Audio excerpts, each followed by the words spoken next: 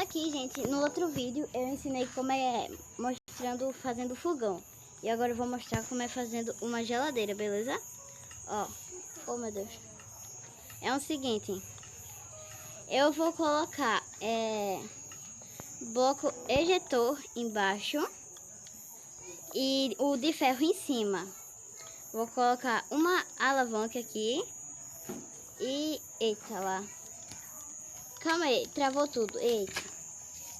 E vou ativar assim. Não precisa ativar não, mas... eu também não faço a mínima ideia porque eu ativei.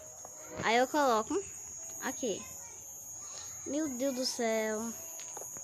Esse Minecraft tá uma graça. E aí, tipo, ó. Aí aqui eu vou colocar as carnes, né? Aí pronto, tipo, aqui tá uma geladeira. Se você quiser carne, você abre e fecha. E quando fechar, vai ter uma carne pra você comer. Aí foi mal, gente, pelo comercial.